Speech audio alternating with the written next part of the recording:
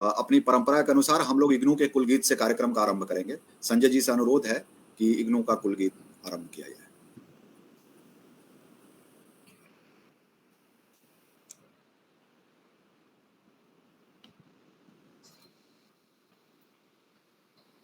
ये है जन जन का विश्वविद्यालय,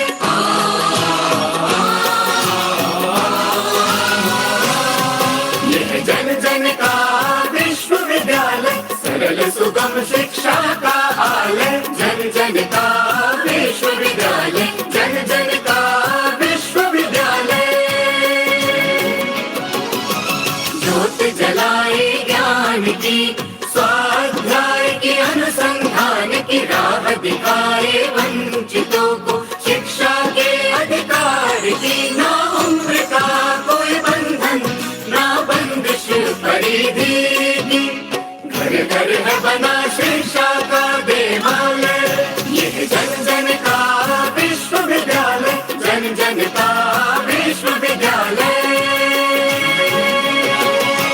जन जन का मान है, सम्मान है, पहचान है। जन जन का मान सम्मान पहचान है। राष्ट्र का आह्वान है, वरदान है, अभिमान है। राष्ट्र का आह्वान वरदान अभिमान है। सर्वसुलभ सर्वोत्तम शिक्षा का है वादा, मुक्त और दूरस्थ शिक्षा का महालय। ये है जन जन का विश्वविद्यालय, जन जन का विश्वविद्यालय। देश विदेश पटल पर भूषित, नवाचार से सज्जित, गुणवत्ता से परिपूरित, ज्ञान वाणी ज्ञान दर्शन, ज्ञान कोश से संचित, ज्ञान कोश से संचित, सर्वगुण संपन्न शिक्षा का हिमालय, शिक्षा का हिमालय। यह जन जन का विश्वविद्यालय, जन जन का विश्वविद्यालय।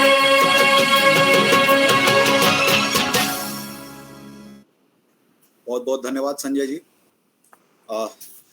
माननीय प्रधानमंत्री जी की प्रेरणा से सारा देश आज़ादी का अमृत महोत्सव मना रहा है और इसी संदर्भ में इग्नू की तरफ से भी स्वाधीनता संग्राम और प्रवासी अध्ययन केंद्र लगातार कार्यक्रम आयोजित कर रहा है।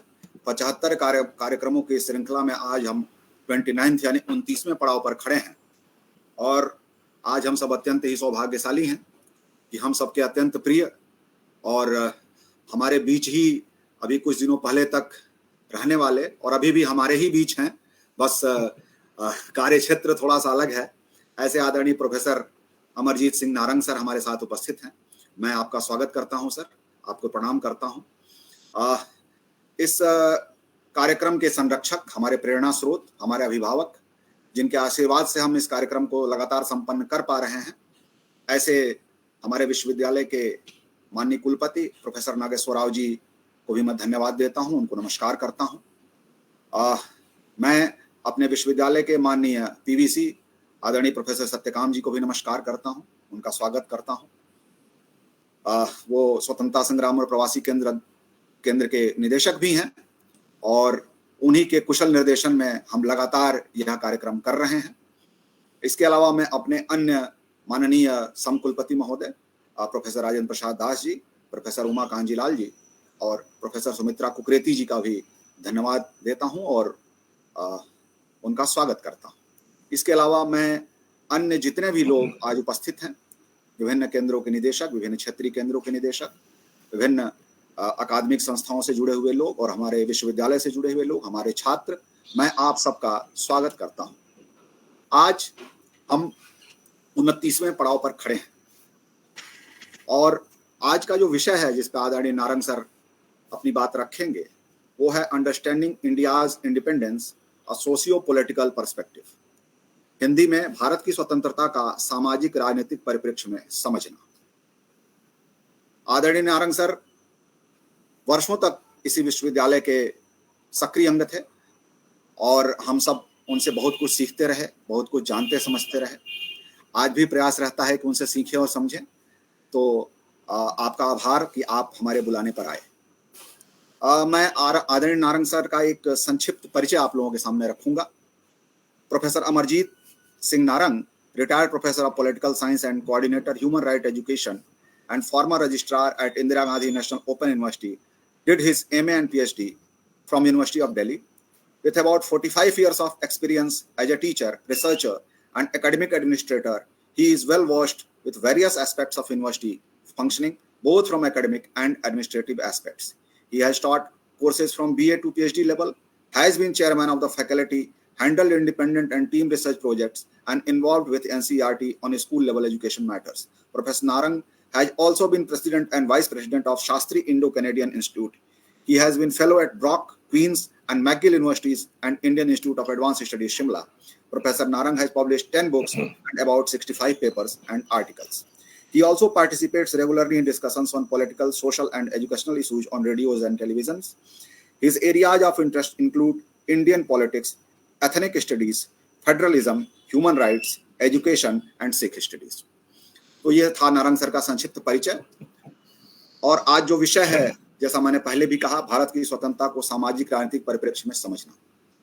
भारत की स्वतंत्रता के आंदोलन को जब हम सोशियो पॉलिटिकल एंगल से देखते हैं तो हम यह पाते हैं कि समाज के जो भी वर्ग थे, ट्राइबल से लेकर के और राजे रजवाड़े तक, उन सबका भारत की स्वतंत्रता में कहीं ना कहीं किसी न किसी रूप में योगदान रहा।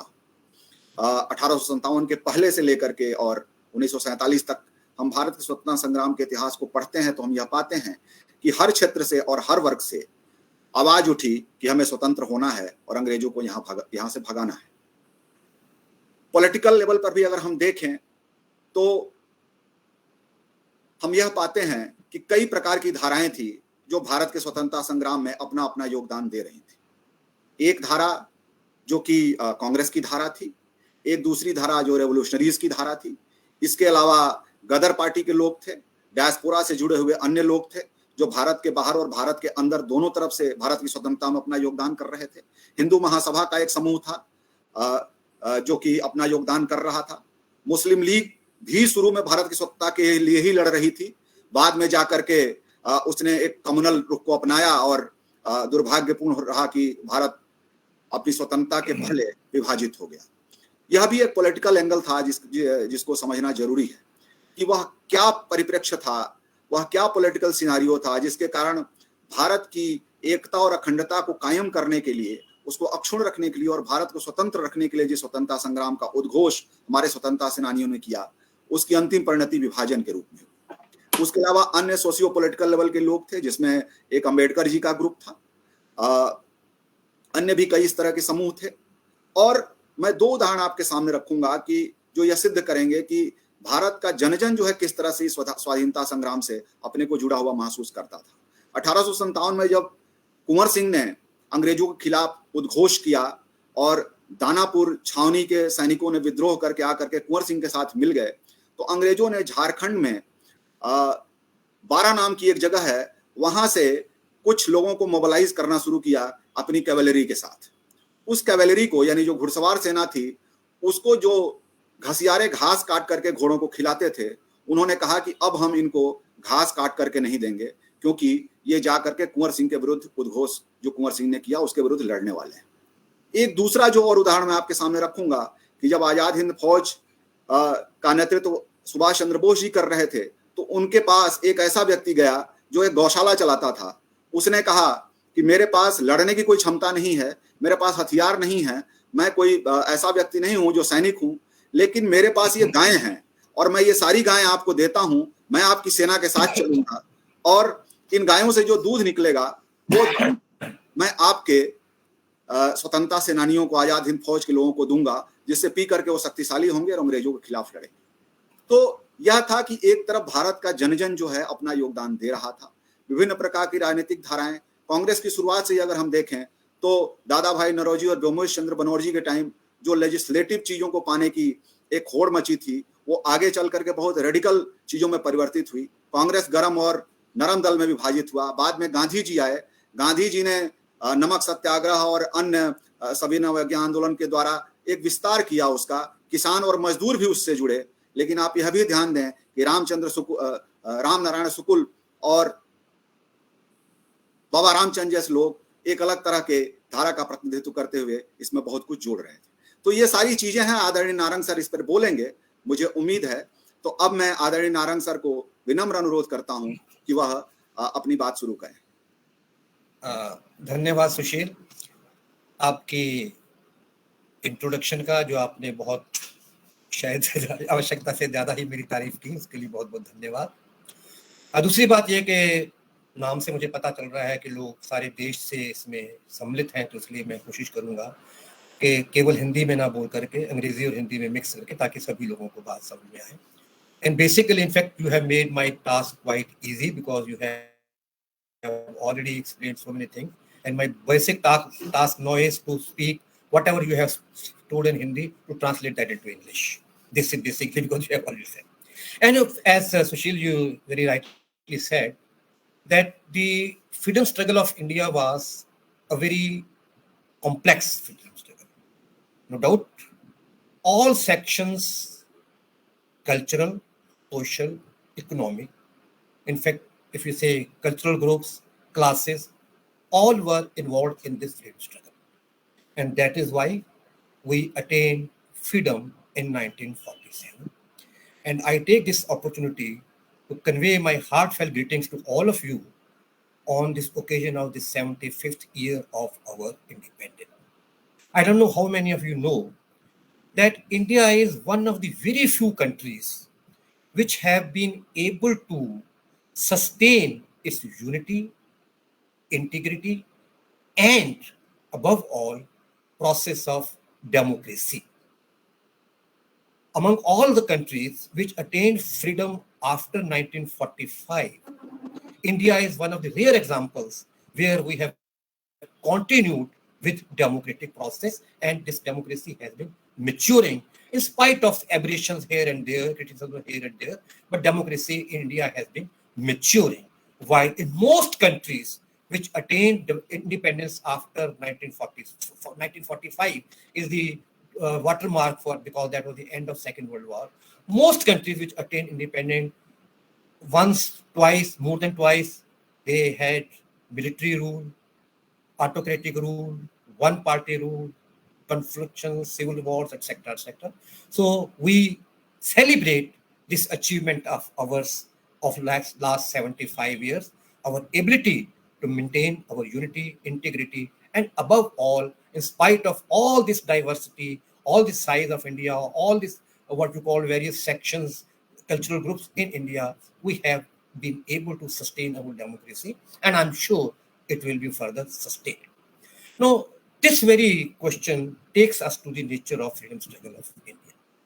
Now, as Sushil explained the various aspects of, to understand those various aspects of national movement or freedom struggle, first we must understand the nature of colonialism in India.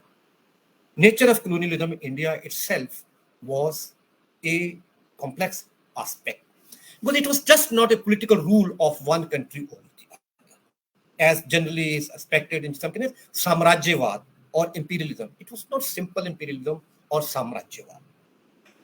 We all know that Britishers came to India purely, simply for economic exploitation.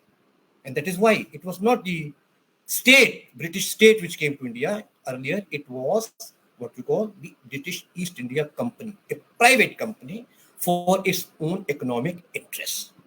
Now, soon, this British East India Company realized that they have to go to various rajas, princes, administrators, etc., etc., to get legislation, policies implemented according to their own requirements. So that means they had to oblige, they have to patronize various sections of the ruling classes in India. Soon they realized that why not have this power by themselves? हम स्वयं ही कानून बनाने की शक्ति अपने पास क्यों ना ले? And that is why they made arrangements with the British government. And in 1850, in fact, they had already established their rule over India in many indirect ways, as a little history all of it, right? That's starting from climb onward, and they have been taking. And that is why in 1857 there was a revolt against British rule. Of course, it was British East India Company, but the revolt was against British rule, which was being manifested by East India Company. And in 1858, the British state, the British government, British Samraj, they themselves took over India, primarily for economic exploitation. And those who don't know much about that, just in 1 second I can explain that what has happened is, in Europe, industrialization has developed to a significant level, and now these European countries were facing lack of market within their own countries. A lot of surplus was being produced in those countries, and therefore they wanted markets to sell whatever surplus they were producing in their own countries.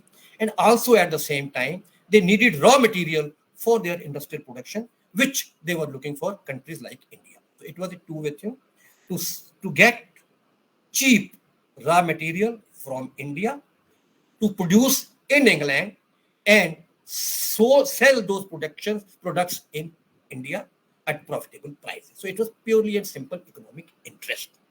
The question is, they had to justify this. So this justification came in two ways. One was political, that they said that they have taken political rule over India, and for political rule, they gave both political and, more importantly, social and cultural justification.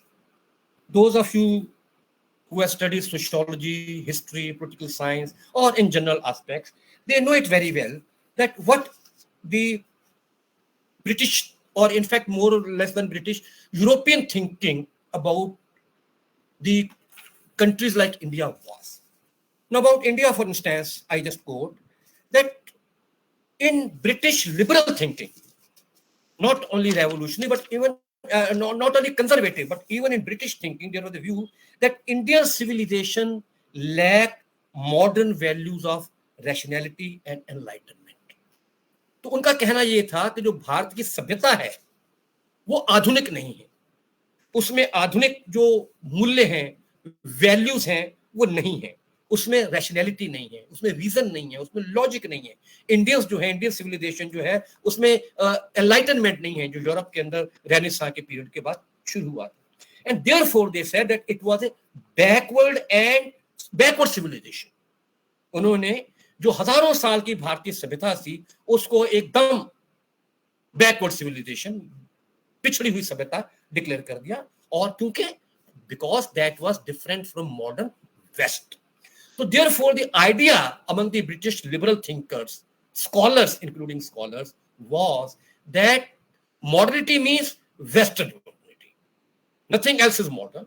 Only Western civilization, Western thinking, that these were modern. And therefore, right from the early 19th century, even before the arrival of the Britishers, the liberals were saying that Indians were primarily an inferior race. यहीं से आप देखिए कि उनका racism clear था, जिसको बाद में वो फिर politically justify करते हैं that therefore it was an inferior race and therefore justified to be ruled by the British. क्यों? Because the British were superior both as civilization and military power simultaneously.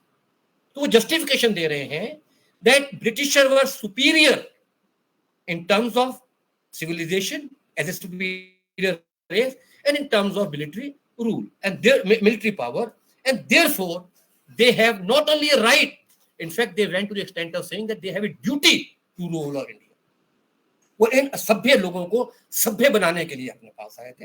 अंग्रेजों ने वर्ड यूज किए कि it is their job. In fact उन्होंने कई word ये कहते कि एक उनका बहुत बड़ा एक काम है उनके ऊपर कि उन्होंने इस असभ्य लोगों को सभ्य बनाना है. सभ्य कैसे बनाना है? अंग्रेजी पढ़ाकर, जो भी आप जानते, इतना टाइम नहीं है. So therefore for what you can say for this ideology, ये जो आइडियोलॉजी थी, जो लिबरल फिलॉसफी की, वेस्ट की लिबरल फिलॉसफी की आइडियोलॉजी थी, जो अर्ली 19th सेंचुरी से शुरू होती है, that was used by British bureaucrats in India and they didn't find any inconsistency or contradiction between the liberal values of the West and the kind of, I'm using the word authoritarianism, the kind of authoritarianism imposed in colonies. not only in India, in all colonies like India, on the ground that this authoritarian system was essentially, essentially means to give the Indian people good governance and to make them civilized. फिर से मैं sentence को repeat कर रहा हूं, please read it. They said that this authoritarianism, that is British authoritarianism, was essentially mean to give the Indian people good governance and to make them civilized. So this was the British philosophy, European philosophy, justifying their colonial or imperial rule over the world. Now, added to this was also what you call the British sense of imperialism, because the British colonialism was expanding in so many countries, and that was what we call understand. This is third, second thinking, which Britishers used for themselves was, they also said that India was never a nation. It was a geographical entity. एक geographical entity है, एक राष्ट्र नहीं है और ना कभी बन सकता है. They always said that India is full of diversities, full of different regions, being ruled by several rulers. So it was not a nation and not capable of becoming a nation. And in fact, it was the Britishers who had made India into one, not nation at least, one geographical, what we call say, at least political entity with a centralized political power, which India never had. Without understanding that what was the basic nature of India's politics from earlier periods. They just simply ignored that. In fact, not only British colonial period, and this was being ignored right from the period of Renaissance onward, that there were Oriental studies and all those types of things. But basic understanding was that only best was what is West.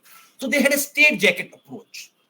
That modernization means westernization, whether to define nation, whether to define governance, whether to define civilization, whether to define values, whatever definition in terms of social, cultural, political governance is required, that definition ultimately has to begin and end with the concept of westernization.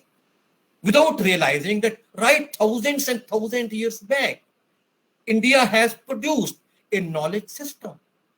You start from, I'm not going into debate about our, what we call the mythical, whether it was Ved Vyas, whether it is Valmiki, whether it is Manu, or whether it is Kautilya, all have explained the various integration, ingredients of state, ingredients of governance, which present modern political science accepts. And it was what is popular, as many students of history and political science understand, a social contract theory of the state. This social contract theory of state and divine right theory of state is available in Indian literature thousand years of back. But to justify their colonial power, all these were ignored. So therefore, now there are three aspects of colonial nature: economic, political, and socio-cultural. Economic exploitation, as Sushil referred about Gokhale ji, that he provided a drain theory, कि सारा भारत का पैसा नाली की तरह बहकर पे England में जा रहा है. इस तरह से बहुत सारे मार्क्सिस्ट राइटर्स ने, लिबरल राइटर्स ने बहुत कुछ इसके ऊपर लिखा है, that how India was being exploited economically. So there was one aspect which Indian nationalists have to understand about the economic aspect of colonialism and how to oppose that, how to reject that. Second was political aspect, that being ruled by an alien power and particularly claiming to be racially superior. Claiming to be racially superior was not acceptable to any dignified community, be that Indian, any. No dignified community can accept this type of, indirectly speaking, slavery in the name of control or authoritarian rule by a superior race. So naturally, that political aspect was not acceptable. and it has to be rejected. And to justify the political aspect, it was being said that India is not a nation. It cannot be nation. So therefore, this challenge has to be met with.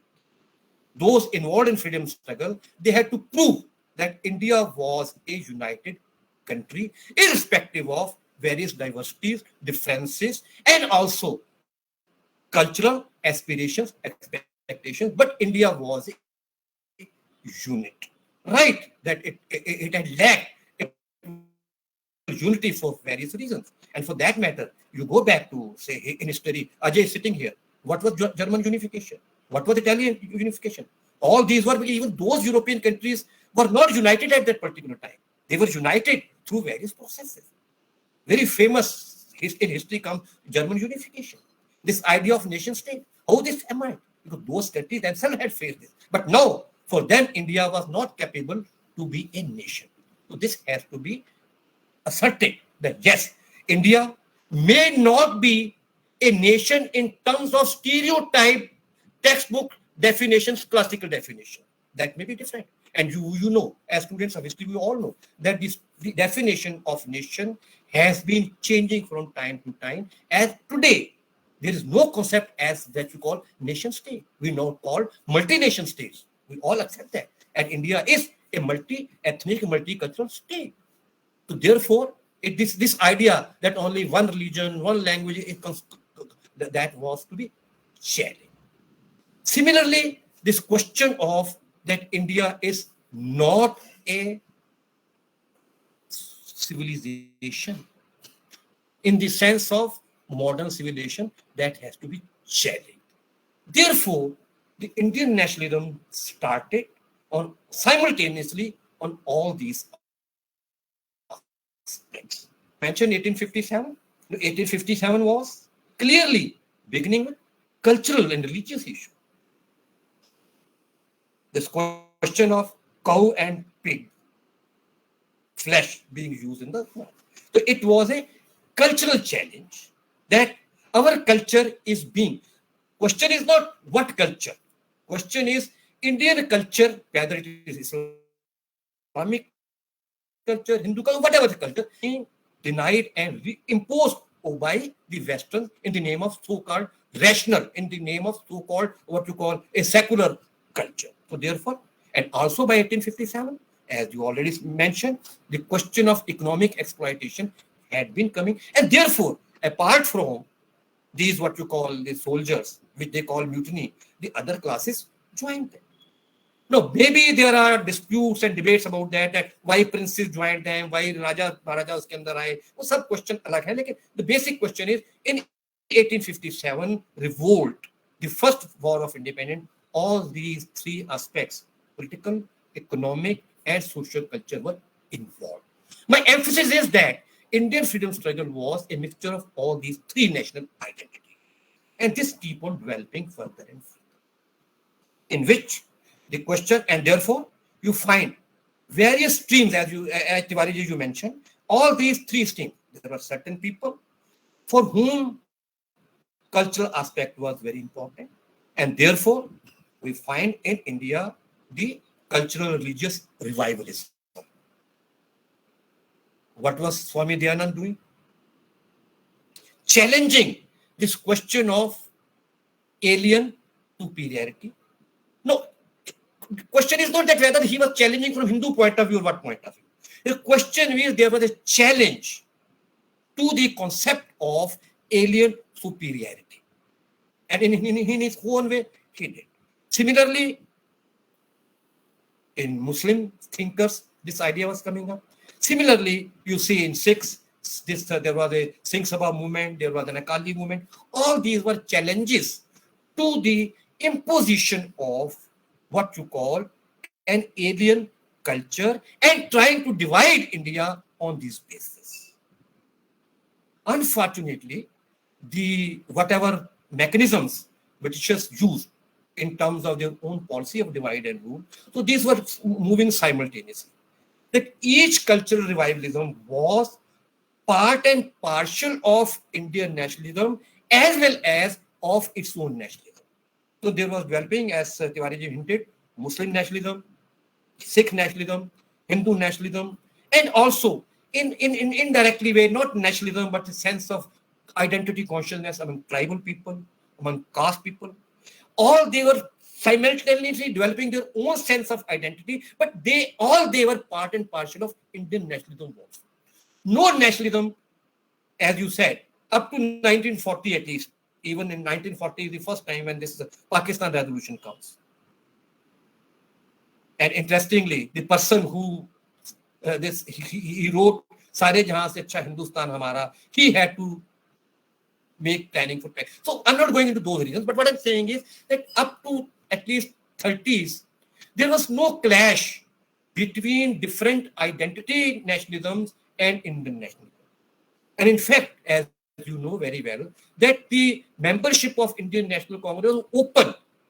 There was a dual membership. All people who were members of the Hindu Mahasabha, they were members of the Congress.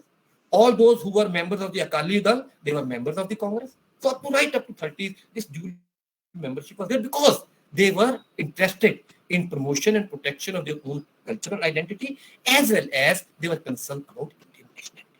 So therefore, what I'm trying to say is, this is one. Second is, this social aspect was equally important, as I said, economic. So therefore, there was a section. Number one, the economic question was part and parcel of the national movement. What was Swadeshi? What was non-cooperation? All these were aspects of economic nationalism. But there was a different stream also. The people like Bhagat Singh, people like Chandrasekhar. For them, economic exploitation didn't mean only exploitation in terms of capitalist flow or inflow of them. They were basically interested in basic transformation of India. Basic transformation based on ideas of equality, equity, and justice. So their concern was not to send Britishers out. The Bhagat Singh, Chandrasekhar, etc. were not simply against Britishers. They were against this very exploiting system, economic exploitation system. And therefore, they wanted freedom for this radical socio-economic reformation of India. So therefore, what a British author has read, that simultaneously 3 revolutions were going on in India. Political revolution, social revolution, and economic revolution. These 3 were going on simultaneously before 1947. As you very rightly said, in a way, all these 3 revolutions was part of the broader national movement. Secondly, certain sections were looking deep,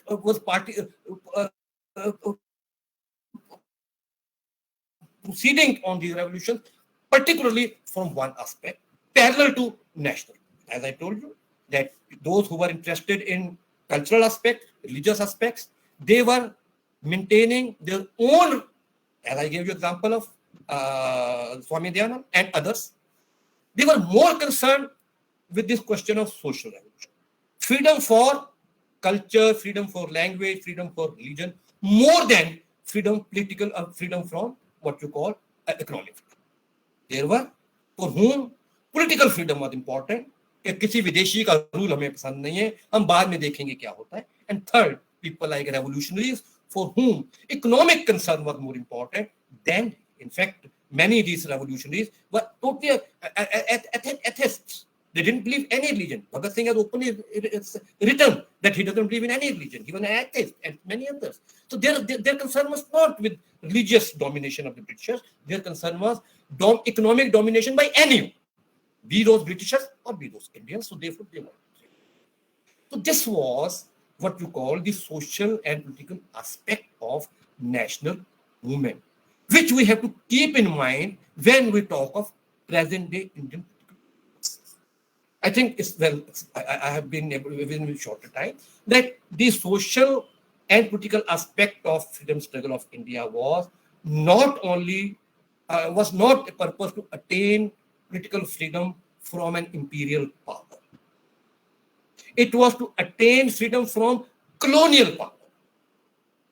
Imperialism and colonialism are very mixed up, very closely related, but it was primarily attainment of freedom from colonial power, which was looting India for their own economic interests and did not allow whatever was possible in terms of development of India. बहुत लोग कहते हैं जी, अंग्रेज claim करते हैं कि हमने India को रेल के साथ जोड़ा. क्यों जोड़ा उन्होंने? एक जगह से दूसरी जगह सामान ले जाने के लिए. ब्रिटिश कोस्टल एरिया से सामान आ रहा है, उसको सारे इंडिया में भेजना है रेलवे के द्वारा. So they needed railways for their own purposes. Then they developed certain areas like Punjab for agriculture purposes. क्यों? बिहार को क्यों इन्होंने डेवलप किया? उड़ीसा को उन्होंने क्यों नहीं डेवलप किया? They developed only two types of areas. One, coastal areas like Madras, Bombay, Calcutta. Why? Because their goods used to come through via ships, and so therefore those areas have to be developed, and therefore first universities were also established in those cities, because there they needed English educated babus, those who can handle their administration. So only universities were started in Bombay, Madras, Calcutta, Chennai. Later on, when they shifted capital to Delhi, and also started from the beginning in Delhi, etc. But otherwise, no areas were allowed to grow.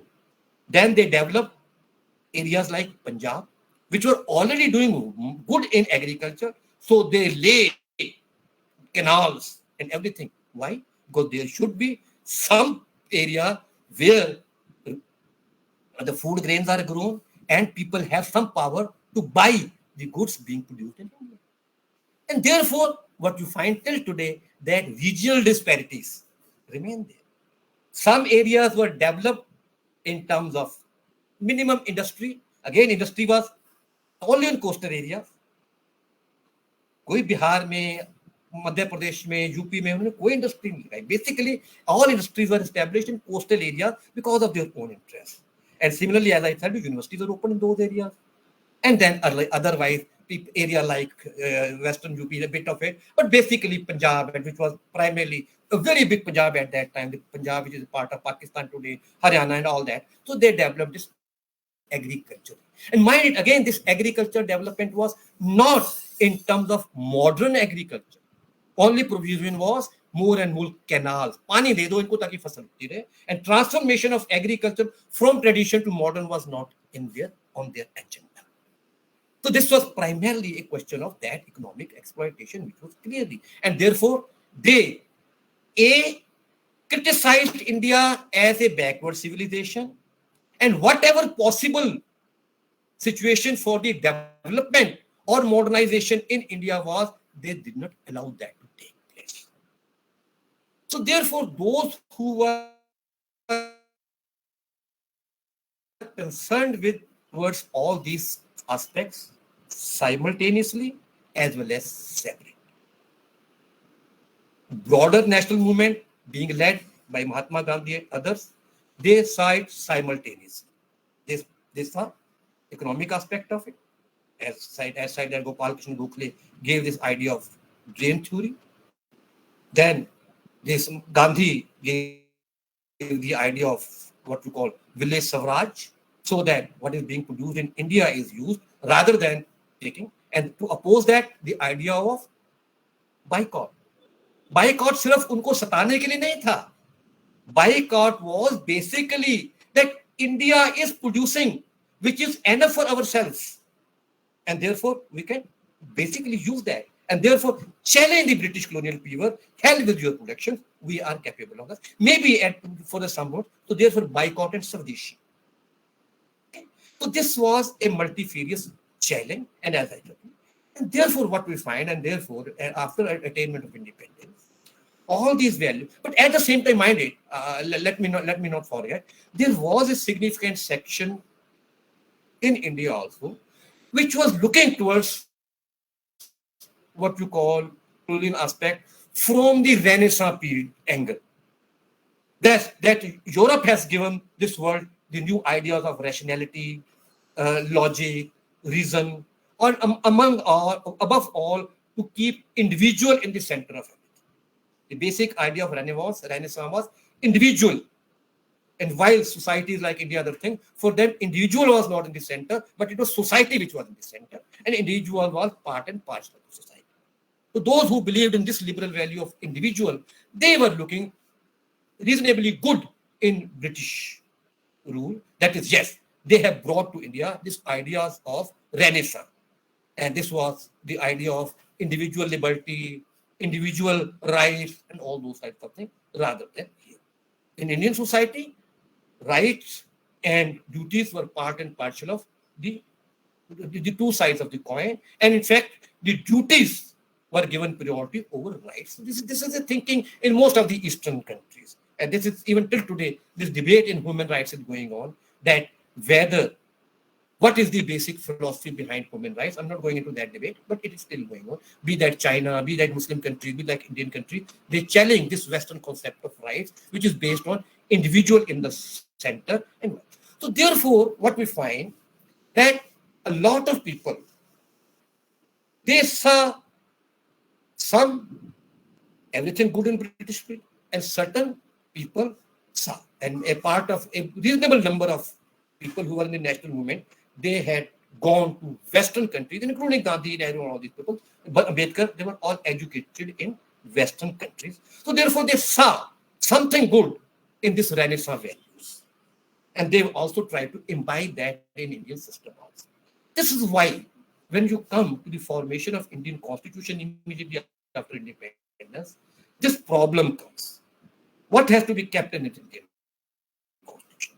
What is there has to be? Those students of political science, they study, Indian Constitution, the longest constitution of the world, सबसे बड़ा लंबा constitution. वो इसीलिए है क्योंकि there was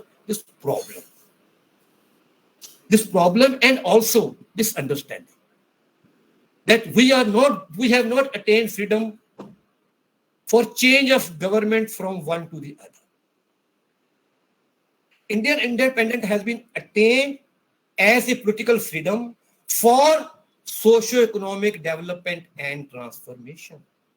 So therefore, we need a constitution, we need a system which is conducive to attain the goals of socio-economic development and transformation. And unless something is said in the constitution about that, there will be conflict. कोई कहेगा कि development ऐसे होनी चाहिए, कोई कहेगा development ऐसे होनी चाहिए, because there are many paths. Socialist path of development, communist path of development, welfare idea of state, then capitalist path of development. So all these are possible. So ideas were kept in the constitution itself. And these came through two chapters.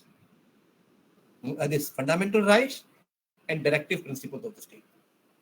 Why directive principles of state policy in Indian constitution? Which is something rare. In many constitutions, most of the constitutions, nothing card-like directive principles. These directive principles were kept to give an idea that these were the things for which we fought for freedom, for which national movement was committed. And therefore, it has to be the goal of independence. May not be today, but in the long run, the ideas which are kept in the directive, and these directive principles are based on the idea of two ideas. A, the basic principle of equity, equality, and justice. And second, some emphasis on Indian values like Panchayati Raj, prohibition, etc. So these are mixed. That yes, we want to continue with basic Indian traditions, we don't want to forget. But basic idea is that India has to attain the goals of social and economic development and transformation. Not only development, transformation. The caste system has to be changed. Gender justice has to be there. All these are available in the idea of directive principles of the state policy.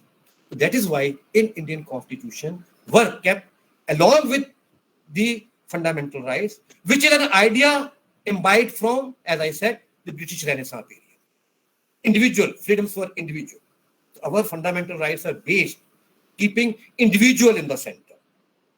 Therefore, all rights are negative. State will not do anything to disturb the idea of equality before law, idea of freedom, liberty, etc. But more important in terms of attainment are directive principles in the state. Second, the idea was to maintain unity among diversity. Now, about that, till today, there's a long debate going on, and still no finality has attained. Whether parliamentary type of democracy was a copy of Western idea of democracy in accordance with the genus of India or no? क्या ये western idea of liberal western जो parliamentary democracy का है वो क्या भारतीय आवश्यकताओं के अनुसार उचित था या नहीं था? उसके बारे में अभी तक डिबेट चल रही है, और ये पार्लियामेंट जो हमारा कॉन्स्टिट्यूंट असेंबली थी उसमें भी ये डिबेट चलती रही थी कि हमें कौन सा सिस्टम अपनाना चाहिए। जैसे गांधी जैसे लोग, बाद में जयप्रकाश नारायण इत्यादि लोगों ने कहा कि भारत में ये इस तरह की डेमोक्रेसी नहीं चल सकती। उसके कई रीजन, उस डिबेट में फिर मैं नहीं जा रहा, लेकिन वो डिबेट तब भी थी और आज भी है कि क्या भारत जैसे जो देश इतनी बड़ी जिसमें डाइवर्सिटीज हैं, भाषाएं हैं, जाति प्रथा है, ये है वो है, उसमें इस तरह की जो लोकतंत्र है, और उसका हम देख भी रहे हैं कि लोकतंत्र को चलाने के लिए इमीडिएटली जाति, भाषा इत्यादि इत्यादि का उपयोग होना शुरू हो गया, और जिसको हम शायद इतनी आसानी से अवॉइड भी नहीं कर सकते। तो ये डिबेट अपने आप में है, क्या ये उचित था या नहीं था, वो डिबेट का अभी हम उस पर कभी का मौका मिला तो डिबेट की बात करेंगे। तो ये बात भी, लेकिन कॉन्स्टिट्यूशन को रखना था। इस तरह से यूनिटी इन डाइवर्सिटी के लिए हमने फेडरलिज्म अपनाया, संघीय व्यवस्था अपनाई, और भारत में जो संघीय व्यवस्था अपनाई गई है, again it is something unique. This again is not in accordance with the stereotype definition of federalism. Because in India, immediately concern after independence was to, one, on the one hand, to satisfy various cultural, religious, linguistic groups concentrated in certain areas. So that they had a sense, yes, in this area, what is our homeland, we have a sense of some sort of autonomy. यहाँ पे हम अपना जो बंगाली भाषा के लोग हैं, सब लोग हैं, हालांकि शुरू में गलती की गई थी, लेकिन बाद में उसको रेक्टिफाई करके लिंग्विस्टिक बेसिस पे स्टेट बना दिए गए। तो हर भाषा हमारे देश में संस्कृति के साथ जुड़ी हुई है, तो हर संस्कृति की, हर भाषा के लोगों को अपना अपना राज्य मिलेगा, ये सेंस ऑफ सेटिस्फेक्शन। और मैं आपको यहाँ याद दिला दूं कि 66 तक हमने ये नॉर्थ ईस्ट में नहीं दिया था, और तब तक वहां पे बड़ी भयंकर नॉर्थ ईस्ट में मूवमेंट चलती रही थी। जब हमने नॉर्थ ईस्ट को भी सांस्कृतिक आधार पर बांट दिया, तो lot of satisfaction has come.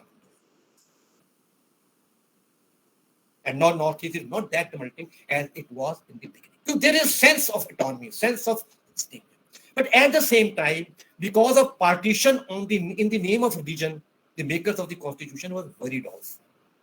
कि कल देश धर्म के नाम पर पटा है, कहीं अब दोबारा ये भाषा, संस्कृति, एथनिसिटी के आधार पर ना बढ़ जाए। इसलिए इसमें ऐसे प्रोविजन रखो कि आवश्यकता अनुसार इस फेडरलिज्म को कंट्रोल किया जा सके, इसके अंदर हस्तक्षेप किया जा सके। वो हस्तक्षेप बाद में उचित हुआ अनुचित हुआ, उस डिबेट पे भी हम नहीं जा रहे। हम बात उनकी कर रहे हैं जिन्होंने कॉन्स्टिट्यूशन बनाया, उनके दिमाग में क्या था। इसलिए उन्होंने बहुत सारी चीजें कॉन्स्टिट्यूशन में ऐसी रखी दुनिया में कहीं नहीं है। For instance this presidents something rare in federal countries, but we kept in India because to check those type provisions which happened before 1947 in the name of two religion, two nation theory. तो अगर इस तरह की कहीं पे situation आए तो हम उसको कंट्रोल कर सकते। कोई अलग बात है कि उसका मिसयूज पॉलिटिकल पर्पसेस के लिए किया गया, बाद में कैसे बहुत सारी चीजें हैं, लेकिन the idea what I'm giving is that this was required, and that is why the makers of the constitution were very much concerned, and therefore along with fundamental rights, along with directive principles, they had a very unique type of federalism. And still in many countries this is given as an example that it is how federalism is a good means to deal with ethnic, cultural identities. And so that is why I'm saying that to understand even in the present political process and to understand the nature of freedom struggle, we have to go back to nature of colonialism. And also even today, we have to understand that today what we are doing, we cannot close our eyes over national movement. The goals of national movement, as I said, the goal of national movement was not political freedom, not a parliamentary type of democracy, not any type of democracy. The goal of national movement was to attain freedom and to provide to the people of India basic idea of equality, liberty, and justice. But equality was more or less term in the term of equity, not in the strictly terms of equality. So that was the idea. And after independence, we achieved in 1947 immediately one revolution, that is political freedom. Other two, that is social and economic liberty, was to be achieved. And that process is continuing till today. Various approaches, various debates are there. But again, in terms of development, India has achieved. Again, मैं एक बात बहुत बार कहता हूँ, जो शायद बहुत लोगों को समझ, मैंने एक किताब लिखी है, उसका नाम है इंडियन गवर्नमेंट इन पॉलिटिक्स. उसका स्टार्ट मैं एक चीज से करता हूँ. उसके इंट्रोडक्शन में मैंने ये लिखा है कि our reference point for comparison with many is wrong. Whenever we evaluate India, India's development, India's progress, anything, we immediately refer back to Western Europe or North America. हमारा रेफरेंस पॉइंट होता है. England में 2 party system है, America में 2 party system, वहां पर middle class बहुत बड़ी है, वहां पर ये है. So our reference point is wrong. Our reference point has to be the countries which attained independence after 1945. And compare yourself with those countries and then see what we have achieved during this last 75. Tell me any developing country today which is without any foreign aid, without any foreign assistance, is as developed as America is in terms of astronomy.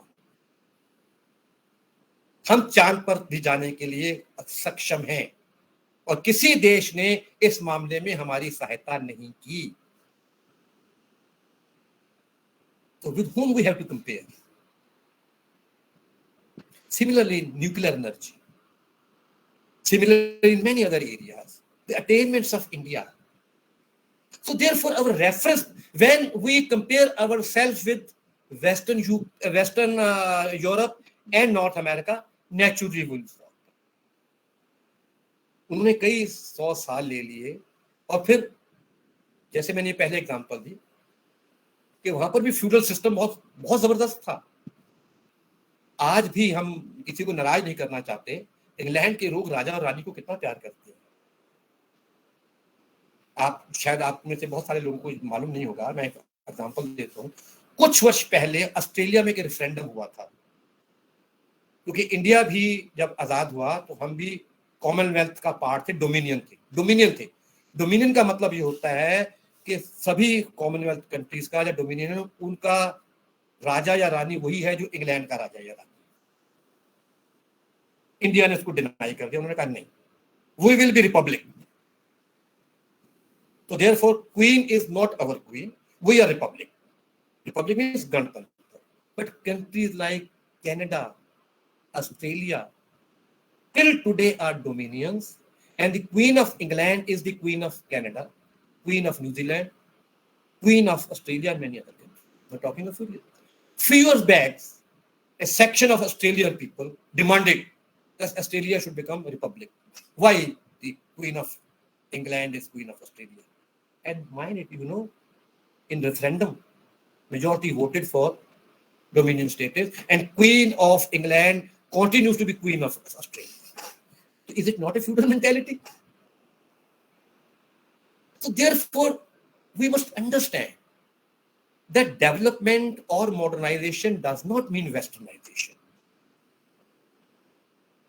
English is a very good language, but English is not only the civilized language. English is not only the modern language.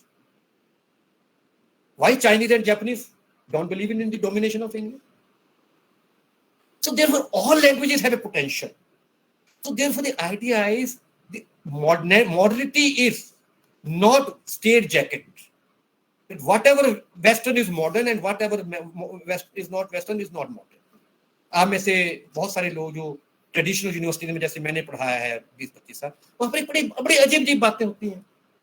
If there's a girl student wearing an Indian dress, तो उसको ये भैंजी type है. Modern नहीं है। और उसका दिमाग सबसे ज्यादा मॉडर्न होता है। जब उसकी शादी का सवाल आता है तो स्टैंड लेती है कि मैं अपनी मर्जी से शादी करूंगी। And those who are wearing a skirt they are modern. और बाद में कहेंगे जहां मेरे माँ बाप शादी करेंगे कर दूंगी। तो हु इज मॉडर्न? मैं कुछ बातें बड़ी लाइटली कह रहा हूं लेकिन इनका मीनिंग बड़ा डीप है। तो this modernity development, they are not state jackets. And therefore, we must understand the idea of our freedom struggle was not simply to get freedom, political freedom. The idea was to get, as I said, economic and socio-cultural freedom also. And more than political freedom, because political was a means for that. Basic idea was to get social, economic, and cultural freedom, not only from British people, but from all, whether it was a particular vested interest class, be that Indian or otherwise, be that any part of the world.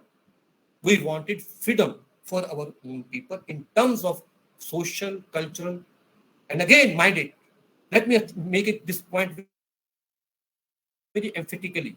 Indian traditions, Indian culture, it is not just one tradition, it's not one language, it is just not one culture. India is full of diversity, it was full of diversities, it remains full of diversities. So all systems are part and parcel of our culture. And that is why in freedom struggle, two streams were contesting simultaneously. Tribal people were contesting for their tribal identity as well as India's freedom. Various groups, Akali movement was there, Dravidian movement was there, caste movements were there. They were all fighting for their identity, and were part and parcel of the national freedom struggle. So all these aspects were going on, and still they remain relevant. And therefore, while we are celebrating this 75th year of our attainment, well-achieved freedom achieved simultaneously by all classes, all sections of society collectively, and we have been able to maintain this our system, our unity, integrity, and democratic values for all these years. Time is now to sustain them further and to make them further progress so that in another 25 years we celebrate, whether people like me will not be able to see that, but the centenary year of India's independence, and with great idea, sense of liberty by our younger generation. Thank you very much for that. बहुत बहुत धन्यवाद आदरणीय professor Amarjeet Narang sir. आपने बहुत सारे विषयों को छुआ। इकोनॉमिक, पॉलिटिकल और सोशियो जो मुद्दे थे वो मिक्सचर्स के रूप में यूज हुए इंडियन पॉलिटिकल जो मूवमेंट था उसमें। और आपने जो बात कही, मैं उस बात पे ही इस बात को यहाँ समाप्त करूंगा कि वह जो स्वतंत्रता हमने प्राप्त की वह सिर्फ इसलिए नहीं की कि हम राजनीतिक रूप से स्वतंत्र हो जाएं। हमें इक्वलिटी, लिबर्टी और जस्टिस को प्राप्त करना है, और जिसको हमने अपने कॉन्स्टिट्यूशन में इनकॉर्पोरेट किया, और हमें अभी लंबा रास्ता तय करना बाकी। तो बहुत बहुत धन्यवाद सर इस एनलाइटनिंग रिमार्क्स के लिए।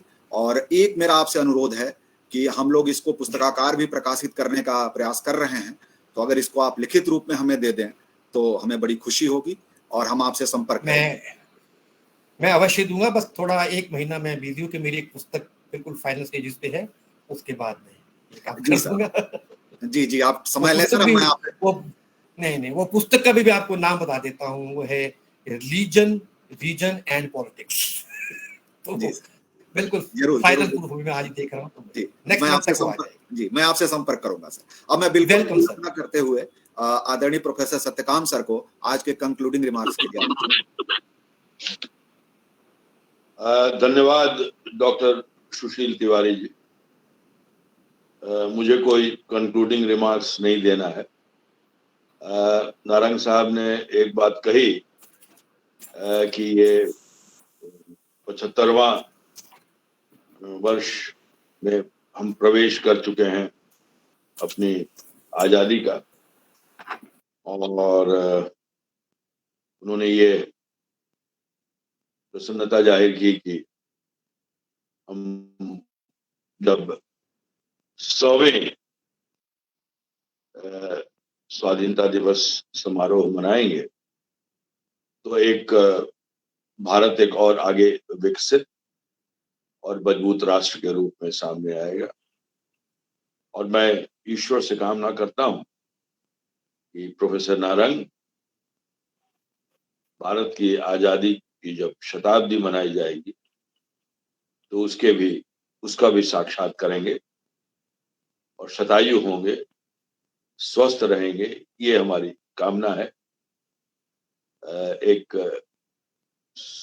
सहकर्मी हम लोग रह चुके हैं, मैं बिल्कुल उनके छोटे भाई की तरह हूं। हमेशा से मुझे उनका स्नेह और प्यार मिलता रहा और मुझे ही नहीं, इग्नू के जितने भी हम लोग साथी रहे हैं, सब लोग एक दूसरे के साथ मिलकर हम लोग विश्वविद्यालय के निमित्त कार्य करते रहे हैं। और प्रोफेसर नारंग को तो हमेशा ही मैंने खिलखिलाते और मुस्कुराते हुए देखा है, कभी तनाव में नहीं देखा है। और जब वे कुल सचिव थे तो भी जब भी हम उनके चैम्बर में जाते थे तो ऐसा लगता था कि बस हम अपने ही चैम्बर में आ गए हैं। इतनी गर्मजोशी से वे हमारा स्वागत करते थे और मैं कभी भी हिम्मत नहीं करता था या जाने की इच्छा नहीं होती कुल सचिव के कमरे में जाऊं।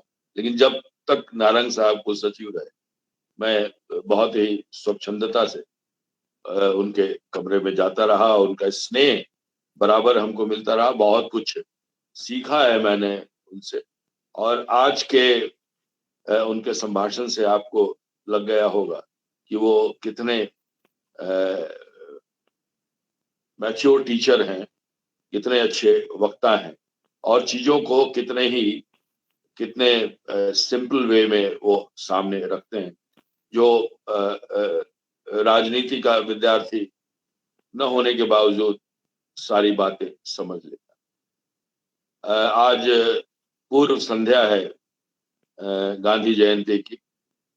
कल हम लोग 2 अक्टूबर को गांधी जयंती मनाएंगे और इस शुभ अवसर पर हमारे एक बहुत ही लब्ध प्रतिष्ठित साथी और विद्वान राजनीतिक विज्ञान के प्रोफेसर नारंग का व्याख्यान सुनने को हम लोगों को मिला।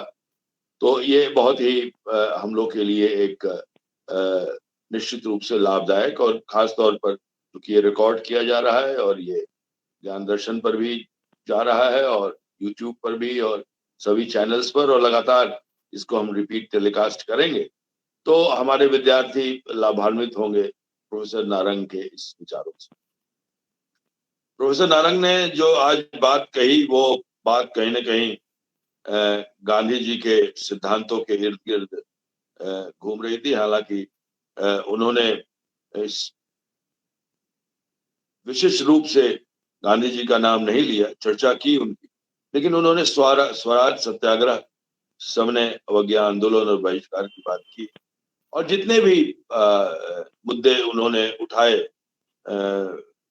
औपनिवेशिकता और साम्राज्यवाद को लेकर, वो गांधी जी ने हमेशा इन्हीं मुद्दों को लेकर एक अपनी जो स्वतंत्रता संग्राम था या जो भारत की उनकी संकल्पना थी और हिंद स्वराज में जिस तरह से उन्होंने भारत को देखा है और जिस तरह से भारत की संकल्पना की है और जिस तरह से भारत की सांस्कृतिक और सामाजिक संरचना को उन्होंने समझने और समझाने की कोशिश की है, चाहे वो भाषा का सवाल हो, चाहे अलग अलग धर्म और जाति का सवाल हो। गांधी जी और एक नाम और मैं लेना चाहूंगा, डॉक्टर अंबेडकर, इन लोगों ने मिलकर भारतीय समाज को समझने की कोशिश की और समझाने की भी कोशिश की कि हमारा समाज कैसा है। और उसी के चलते आज हमारा समाज विविध संस्कृति और विविध बहुभाषी होने के बावजूद हम लोग एक राष्ट्र के रूप में उपस्थित हैं और बहुत ही प्रबलता के साथ। और बिल्कुल सही कहा नारायण साहब ने, और उससे असहमत होने की तो कोई बात ही नहीं है कि दिक्कत ये हो गई कि जो राष्ट्र की अवधारणा है, उस राष्ट्र की अवधारणा और जो नेशन स्टेट की अवधारणा है, ये सारा कुछ मैंने नारंग साहब से सीखा है, मैं कोई अपनी ओर से कोई बात नहीं कह रहा हूँ, कि जो नेशन स्टेट की अवधारणा है वो नेशन स्टेट की अवधारणा यूरोपीय अवधारणा है, और बहुत दिनों तक हम अपने देश को उसी राष्ट्रीय नेशन स्टेट की अवधारणा पर नापते तौलते रहे, और उसके चलते हमारा नुकसान भी हुआ। और लेकिन अंत में हम लोगों ने ये कहा, जैसा कि नारंग साहब ने कहा, कि हम डोमिनियन स्टेट नहीं रहेंगे बल्कि हम रिपब्लिक रहेंगे। उसी समय हमारे स्वाधीनता जो हमारे जो कॉन्स्टिट्यूशन बनाने वाले हमारे अग्रणी नेता थे, जब कॉन्स्टिट्यूशन बना रहे थे, तो उन्होंने जो ये जो निर्णय लिया, वो निर्णय बहुत ही समझदारी पूर्ण निर्णय था।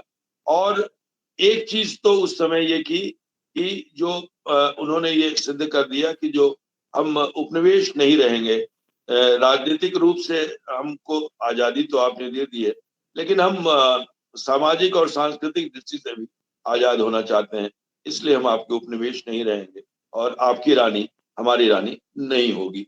हमारा अपना राज्य होगा, हमारा अपना राष्ट्र होगा, हमारी अपनी भाषाएं होंगी, और कोई भी भाषा एक दूसरे से कमतर नहीं होगी, कोई भी धर्म एक दूसरे से कमतर नहीं होगा, हम लोग साथ साथ रहेंगे।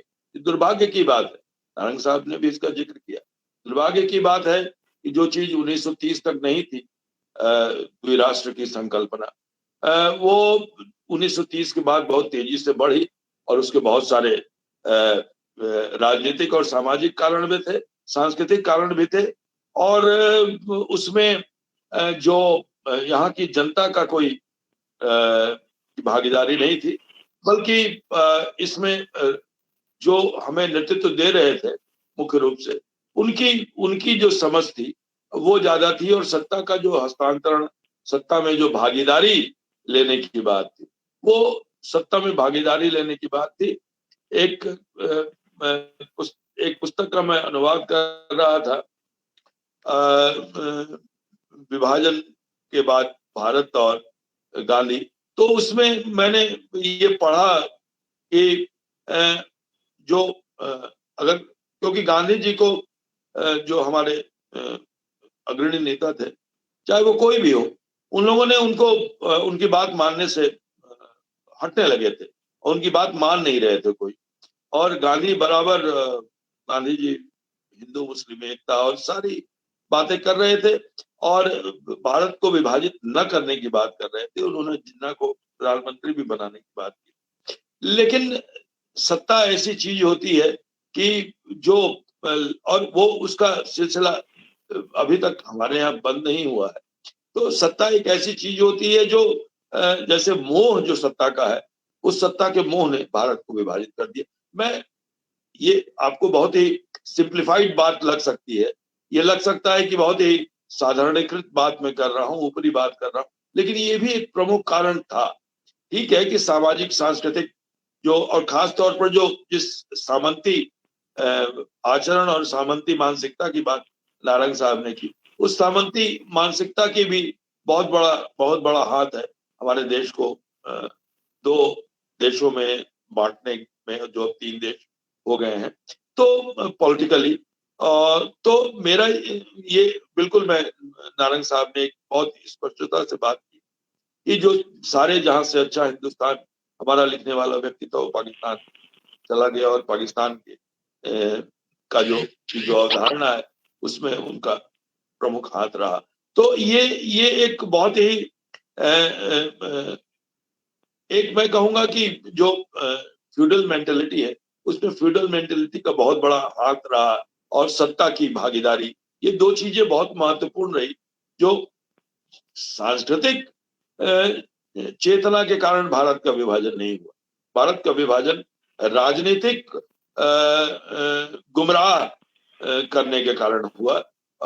सांस्कृतिक रूप में तो भारत किसी भी धर्म, किसी भी जाति में, जैसे बहुत अच्छी बात नारायण साहब ने कही कि आइडेंटिटी के लिए हम लोग सजग रहे कि हमारी आइडेंटिटी है, ये हमारी आइडेंटिटी है, हम इस जाति के हैं, हम इस प्रदेश के हैं, इस भाषा भाषी हैं, हम इस धर्म के। लेकिन उस आइडेंटिटी के ऊपर इंडियन आइडेंटिटी थी। 1930 के बाद ये गड़बड़ाने लगा, और इसमें गड़बड़ाने में निश्चित रूप से जो ऊपर पदस्थ लोग थे उन्होंने बहुत बड़ी भूल की कि भारत को विभाजित कर दिया और अखंड भारत को खंडित करने में एक बहुत ही अपराध का काम किया। दूसरी चीज जो नारंग साहब ने कही और मुझे भी बार बार वो बात लगती है कि जो हमारी सामाजिक सांस्कृतिक संरचना, उस सामाजिक सांस्कृतिक संरचना पर अंग्रेजों ने सबसे पहले प्रहार किया। बिल्कुल सही कहा कि आर्थिक दृष्टि से आए थे, उनके आने से पहले हम लोग एक निर्यातक देश थे, जिसको बुलियन कहते थे। हमारे यहाँ तो केवल बुलियन आता था, हमारे यहाँ से कपड़े, मसाले और बहुत सारी चीजें उनके पास जाती थी, उनके पास तो कुछ था ही नहीं। तो लेकिन अब उनको ये लगा कि सारी चीजें तो जा रही है हमारे यहाँ से, तो इस प्रदेश पर कब्जा कर दो। तो आए तो वो बढ़िया की तरह उस पर कब्जा करने के लिए बड़ी बुद्धि लेकर, लेकिन यहाँ आके उन्होंने देखा कि भाई इतनी मजबूत सांस्कृतिक विरासत है इनकी, पहले इसको तोड़ो। तो उसको उन्होंने तोड़ना शुरू किया और उन्होंने बताना शुरू किया, प्राच्यवादियों ने भी, ओरिएंटलिस्ट ने ये बताना शुरू किया कि आप, भारत तो आध्यात्मिक देश है, भारत तो एक धार्मिक देश है और पिछड़ा हुआ देश है, यहाँ तो कोई सभ्यता संस्कृति है ही नहीं, हम तुम्हें मॉडर्न बनाएंगे। तो ये सारी जो संकल्पना थी, अंग्रेजी की संकल्पना, जिसे नारायण साहब ने ये किया, उसके चलते हम लोगों को ये बताया गया कि और एक डेमोरलाइज करने का कोशिश किया कि क्योंकि डेमोरलाइज नहीं करेंगे तो शासन कैसे करेंगे। तो सबसे पहले उन्होंने डेमोरलाइज करने की कोशिश की, लेकिन जैसा कि नारायण साहब ने कहा 1857 के भी विद्रोह में, और दूसरी बात गांधी जी ने भी, दोनों ही गांधी जी ने जो आंदोलन शुरू किया या जो कांग्रेस की स्थापना हुई, ये सारी चीजें जो है उन्होंने ये भारत की जो एक अवधारणा है, उस भारत की अवधारणा को बार बार उसको जगाने की कोशिश की। और आप गांधी जी के पूरे आंदोलन को देखिए तो वो अफ्रीका से लौटने के बाद तुरंत वो राजनीति में प्रत्यक्ष रूप से नहीं आए, पूरे भारत का भ्रमण किया, चंपारण गए, किसानों से बातचीत की, और वहां से चंपारण से जब उन्हें पता चला कि ये देश किसानों का है और किसानों को लेकर ही हम आगे बढ़ सकते हैं, तो फिर किसानों के आंदोलन को उन्होंने साथ रखा। हालांकि जो कांग्रेस के लोग थे वो लोग किसानों के आंदोलन को बहुत महत्व नहीं देते, लेकिन गांधी जी ने दिया। तो गांधी जी ने एक शब्द बनाया हरिजन, और इसका अर्थ हम जानते हैं, हालांकि इसका प्रयोग अब नहीं होता है, लेकिन उन्होंने क्वाइन किया ईश्वर का, वैष्णव जन तो तीनों कहो पीर पढ़ाई जानो रे। तो जो वैष्णव धर्म को जो इस तरह जो परिभाषित करो कि पीर पढ़ाई, दूसरे की पीड़ा जो जानता है वही वैष्णव होता है, वही हिंदू होता है। हिंदू का मतलब किसी कोई संकीर्ण दायरे की बात नहीं है। तो गांधी जी ये समझते थे कि इस देश को अगर आजाद कराना है तो केवल पॉलिटिकली आजाद कराने से कुछ मिलेगा नहीं। प्रेमचंद ने का भी एक पात्र बोलता है कि जॉन के हाथ से गोविंद के हाथ में अगर सत्ता चली गई तो कोई फर्क नहीं पड़ेगा, फर्क तब पड़ेगा जब यहाँ के किसान, यहाँ के मजदूर जो है इस देश पर शासन करेंगे और उनकी बात की जाएगी। हालांकि उस लक्ष्य तक हम अभी तक नहीं पहुंच पाए। तो सोशियो कल्चरल फ्रीडम, ये सोशियो कल्चरल फ्रीडम की हमने बात की, लेकिन मैं नारंग साहब से, आप लगातार पुस्तकें लिखते रहते हैं, एक अनुरोध मैं आपसे करना चाहता हूं कि ये बात कहीं आप जरूर इस पर विचार कीजिए कि जो जहां तक मुझे ध्यान आ रहा है कि कॉन्स्टिट्यूशन का जो आर्टिकल 1 है, जहां पर लिखा हुआ है, अगर मैं गलत होऊंगा तो मुझे बता दीजिएगा, कि इंडिया दैट इज भारत। तो इंडिया दैट इज भारत की संकल्पना जो थी, मैं जब पढ़ रहा था, पूरा डिबेट पढ़ रहा था, तो उसमें भारत और भारतवर्ष नाम रखने की भी बात आई, और अंत में लेकिन निर्णय हुआ कि इंडिया दैट इज भारत। तो जब तक ये कॉन्स्टिट्यूशन में लिखा रहेगा इंडिया दैट इज भारत, क्या हम सांस्कृतिक रूप से आजाद हो सकेंगे? ये मेरे मन में सवाल बार बार घूमता है। इसलिए मैं बार बार ये सवाल लोगों से करता हूं कि भाई अब समय आ गया है, 75 साल हमें आजाद हुए हो गए हैं और हम भारत है, भारत को भारत बनना पड़ेगा। हम मद्रास को चेन्नई हम कर देते हैं, कलकत्ता को कोलकाता कर देते हैं, लेकिन इस इंडिया को भारत हम क्यों नहीं कर पा रहे हैं अपने कॉन्स्टिट्यूशन में? ये सवाल मेरे मन में, तो क्या कहीं अभी भी हम औपनिवेशिक तो नहीं है? कहीं ऐसा तो नहीं है कि कॉलोनियल जो दबाव है हमारे ऊपर, वो कॉलोनियल दबाव है, और है कॉलोनियल दबाव। अंग्रेजी की जो वर्चस्व है और भारतीय भाषाओं को जो महत्ता प्राप्त नहीं हुई, तो ये भी कहीं ना कहीं आइडिया ऑफ भारत को ठेस पहुंचाता है। और निश्चित रूप से बहुत अच्छी बात कही तारक साहब, रेफरेंस पॉइंट। हम अपने देश को आंकने के लिए रेफरेंस पॉइंट बनाते हैं डेवलप्ड यूरोपियन कंट्रीज और अमेरिका को। ये गलत है। रेफरेंस पॉइंट उनको बनाएंगे तो हमें कुंठा भी पैदा होगी, ग्लानि भी पैदा होगी और सही रास्ता भी नहीं मिलेगा। बल्कि जो हमारे साथी देश हैं, जो लोग इस कॉलोनियल शासन से जो मुक्त हुए हैं, उनसे हमारा संवाद होना चाहिए, उनके बारे में सोचना चाहिए और उनसे बातचीत लगातार होनी चाहिए। और विकास पश्चिम का अनुकरण नहीं है। गांधी जी ने भी ये बात कही थी और आज भी हम ये बात कहते हैं कि, और इसीलिए हम अपने संस्कृत ग्रंथों को भूल गए, हम अपने उपनिषदों को भूल गए, हम अपने धर्म ग्रंथों को भूल गए। उसकी बात ही नहीं हम लोग करते। हम बात करते हैं तो केवल पश्चिमी विचारकों की बात करते हैं, अपने विचारकों की हमारे जो संत हैं उनकी हम लोग बात नहीं करते हैं। केवल रेफरेंस पॉइंट कर देते हैं कि गुरु नानक जी ने ये कहा और वो कहा। उन्होंने जो भारतीय संस्कृति की बात की, कबीर ने भारतीय संस्कृति की जो बात की, तुलसी ने जो बात की, असम के शंकर देव ने जो बात की, शंकराचार्य ने जो भारत की बात, उसको अब हम लोगों को और नारंग साहब जैसे विद्वानों को इस बात पर विचार जरूर करना चाहिए कि भारत की जो अवधारणा है, उस भारत की अवधारणा को अब हम लोगों को आमूलचूल परिवर्तन करना होगा। और यूरोपीय दृष्टि से या पाश्चात्य दृष्टि से भारत का मूल्यांकन करने से हमारा बहुत नुकसान हो चुका है। आगे ये नुकसान न हो, इसके लिए जो इस तरह के पॉलिटिकल एनालिस्ट हैं नारंग साहब जैसे, उनको ये बात सामने लानी चाहिए कि नहीं, अब हमें उस दास्ता से, उस गुलामी से निकलना पड़ेगा। उस कल्चरल और कॉलोनियल जो दास्ता है उससे हमें बाहर निकलना पड़ेगा।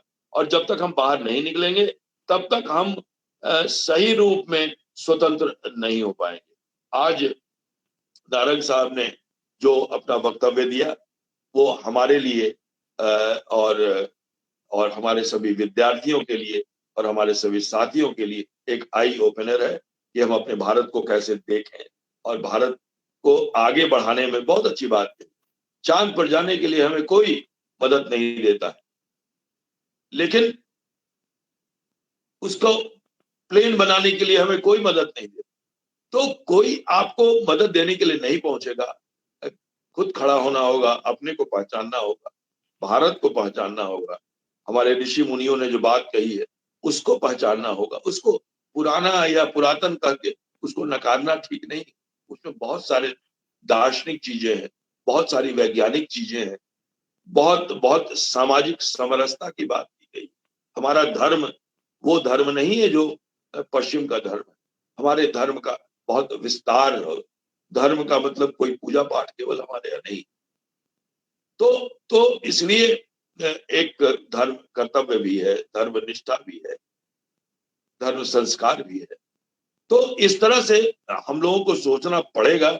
और धर्म के बारे में सोचना पिछड़ापन नहीं।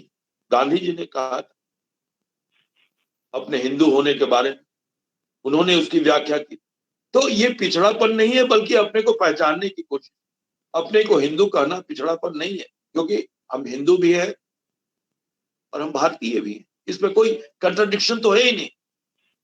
तो इसलिए अब हम लोगों को पुनर्विचार करना होगा भारत की अवधारणा को लेके, भारत को विचार को लेके, और इंडिया दैट इज भारत से निश्चित पुनर्विचार करना होगा कि इसको किस हद तक हमें स्वीकार करना चाहिए। बहुत बहुत धन्यवाद नारंग साहब, आप हमारे बीच में आए और आपने इतना सुंदर व्याख्यान दिया, और मैं तो आपका मुरीद हूं, आज और बड़ा मुरीद हो गया। बहुत बहुत धन्यवाद, शुक्रिया। बहुत बहुत बहुत धन्यवाद आदरणीय प्रोफेसर सत्यकाम सर। बहुत महत्वपूर्ण बात से आपने अंत किया आपने इस कंक्लूडिंग रिमार्क्स का, कि हमें रेफरेंस पॉइंट बदलने होंगे, हमें अपने रेफरेंस पॉइंट बनाने होंगे, डेवलपमेंट के और मॉडर्निटी के हम अपने रेफरेंस पॉइंट बनाने होंगे। निश्चित रूप से हमें इसमें एक लंबा रास्ता तय करना है। और एक और बहुत महत्वपूर्ण बात जो आप दोनों लोगों की बात से उभर करके आई, विभाजन को लेकर के, जिस पे आप मुझे लगता है और सोचने विचारने की जरूरत है। सदियों से हम लोग साथ रह रहे थे, सब धर्म और जाति संप्रदाय के लोग साथ रह रहे थे। तो ये जो विभाजन हुआ देश का, ये इस देश के लोगों की विफलता नहीं थी, इस देश के राजनीतिक नेतृत्व की विफलता थी, और उसी के कारण से इस देश का विभाजन हुआ। बहुत बहुत धन्यवाद आदरणीय प्रोफेसर सत्यकाम सर इस महत्वपूर्ण और प्रेरक कंक्लूडिंग रिमार्क के लिए।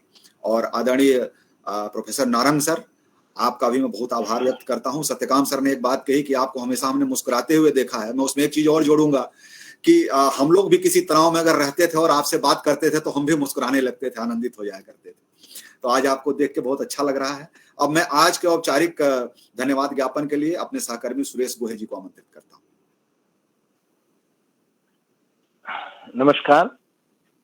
आज के आजादी का अमृत महोत्सव के अंतर्गत व्याख्यान श्रृंखला के मुख्य वक्ता प्रोफेसर अमरजीत सिंह नारंग जी, आपको बहुत बहुत प्रणाम और बहुत बहुत धन्यवाद। आपने भारतीय स्वतंत्रता के दौरान सामाजिक एवं राजनीतिक पहलुओं पर हमारा ध्यान रखा। आपने सांस्कृतिक और आर्थिक पहलुओं की तरफ भी ध्यान आकर्षित किया। आपने वो भी संदर्भ बताए कि भारत जैसे परंपरा, संस्कृति और सभ्यता का जो देश रहा है, वहाँ जो अंग्रेज हमारे देश में आए और जो भी आया यहाँ पर, उसने किस तरह से हमारे व्यवहार को बदल दिया, किस तरह से हमारे व्यवहार को, विचार को बदला, और हम किस तरह से परतंत्र हुए। बात स्वतंत्रता की हो रही है तो महोदय आपने ये भी बताया कि कहीं ना कहीं हमको हमारी सोच को बदलना पड़ेगा। सहज ही कैसे व्यवहार में हमारे अंदर में वो चीजें आ गई जो परतंत्रता की निशानी है। आज भी कहीं ना कहीं हम कैसे स्वतंत्र रहें और वैसी स्वतंत्रता का एक वातावरण भी बनाएं, उसके लिए भी आपने बताया। महोदय आपका बहुत बहुत धन्यवाद, बहुत बहुत आभार। आपने हमारे निवेदन को स्वीकार किया, आप आए, आपने हमारे ज्ञान का वर्धन किया, आपका धन्यवाद। इस विश्वविद्यालय के मुखिया और माननीय कुलपति प्रोफेसर नागेश्वर राव जी का बहुत बहुत धन्यवाद। आपकी प्रेरणा से यह व्याख्यान श्रृंखला सतत चल रही है।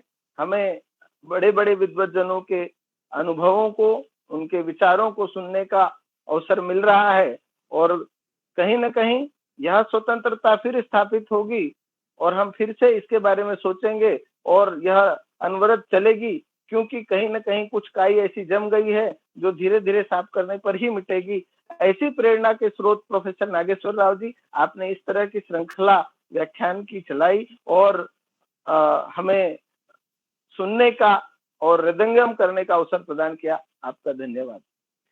इस व्याख्यान श्रृंखला के मार्गदर्शक प्रोफेसर सत्यकाम जी, आप माननीय समकुलपति एवं स्वतंत्रता संग्राम एवं प्रवासी अध्ययन केंद्र के निदेशक हैं। महोदय, आपने अभी आज के जो कंक्लूडिंग रिमार्क में जो बात कही, वो गजब बात, मतलब जो प्रोफेसर नारंग जी ने जो बात कही, आपने उन चीजों को भी बताया कि कहीं ना कहीं आज भी ऐसी परिस्थिति नहीं है कि हम पूरी तरह से स्वतंत्र है। तो कहीं ना कहीं हमारे विचारों में, हमारे व्यवहारों में जो बातें आ गई है, उसको सतर्क और सजग ढंग से हम, जब भी हमारे मन में कोई विचार आता है, हमारे व्यवहार द्वारा किसी न किसी तरह से कहीं ना कहीं हमारी संस्कृति और सभ्यता कहीं ना कहीं हम उसको भूल रहे होते हैं, तो हमको सजगता और सतर्कता से देखना पड़ेगा और स्वतंत्रता की स्थापना करना पड़ेगा। इस तरह के विचार महोदय आपने रखे और हमारे पुरातन सभ्यता, संस्कृति और उसकी तरफ हमारा ध्यान आकर्षित किया। महोदय, आपका भी बहुत बहुत धन्यवाद। हमारे समकुलपति गणों में प्रोफेसर आरती दास जी, प्रोफेसर उमा कांजीलाल जी, प्रोफेसर सुमित्रा कुकरेती जी, आपका बहुत बहुत आभार, धन्यवाद कार्यक्रम को सफल बनाने हेतु। सभी स्कूल एवं इकाइयों के निदेशक गण, हमारे क्षेत्रीय केंद्रों के क्षेत्रीय निदेशक महोदय गण, आप सब लोगों का बहुत बहुत आभार। आपकी प्रेरणा और आपके सतत सहयोग से यह कार्यक्रम सफल हो रहा है। विश्वविद्यालय के कुल सचिव, उपकुल सचिव, सहकुल सचिव गण और समस्त ऐसे कार्यक्रम को संचालन में सहयोग करने वाले आप सब विद्वज्जनों का बहुत बहुत आभार, बहुत बहुत प्रणाम। इस कार्यक्रम का संचालन फेसबुक पर, यूट्यूब पर, ज्ञान दर्शन और भी कई माध्यमों से यह प्रसारित हो रहा है। वहां पर उस कार्यक्रम, उस संचालन में जो भी भागीदारी कर रहे हैं लोग और जिस तरह से उनका सहयोग मिल रहा है, उनका भी धन्यवाद। और उस माध्यम से जो श्रोता हमसे जुड़ रहे हैं, उनका भी बहुत बहुत धन्यवाद, आभार। इस कार्यक्रम के संचालन में हमारे संजय जी और उनकी तकनीकी सहयोग करने वाली टीम का भी बहुत बहुत धन्यवाद, बहुत बहुत आभार।